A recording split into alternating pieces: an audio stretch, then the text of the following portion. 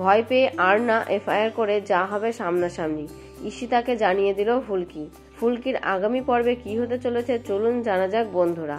অংশুকে phone করে Rohit. Phone পেয়ে ছুটে আসে অংশুমান, ঝিনুক, তমাল, পিয়াল এবং ধানু। এরপর অংশুমান জানায় যে তারা কি কোনো কমপ্লেন করতে চায়।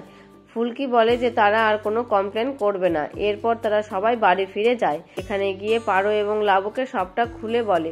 সবাই বুঝতে পারে যে কাজটা রুদ্রই করেছে, কিন্তু যেহেতু প্রমাণ নেই তাই কিছু করার নেই।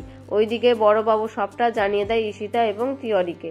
তারা এটা শুনেই চমকে যায়। এরপরই সেখানে হাজির হয় শালিনী। তবে শালিনী কিন্তু ঈশিতার কাছে প্রায় ধরা পড়েই যাচ্ছিল, কিন্তু কোনো মতে সে ম্যানেজ করে নেয়। এদিকে বাড়িতে গিয়ে ফুলকিরা যখন সবকিছু আলোচনা করছিল তখন ঈশিতা বাড়িতে এসে সবকিছু লুকিয়ে রাখে, যেটা আবার ফুলকির চোখ এড়োয় না। সে ওই চিংড়িকে ভেতরে ডেকে পাঠায়।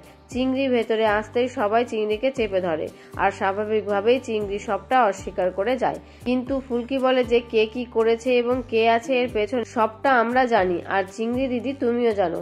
তুমি জামাইবাবুকে জানিয়ে দিও উনি যা করার করে নিতে পারেন। আমি বক্সিংও জিতবো আর ভোটের ময়দানেও, কারণ এবার লড়াইটা হবে সামনাসামনি। তো বন্ধুরা, লড়াইটা সামনাসামনি হবে তার মানে এটা নয় যে এবার ফুলকিরাও নিজেদের হাতে অস্ত্র তুলে নেবে। বাকি তোমরা কি চাও? রুদ্র যেটা ফুলকিদের সাথে করছে ফুলকিরাও কি সেটা রুদ্রের সাথে করুক, নাকি রুদ্রকে ভোটে হারিয়ে তার মুখোশ খুলে তার দম্ভ চূর্ণ করে আইনি পথে তাকে শাস্তি দিক? অবশ্যই জানিও কমেন্ট করে।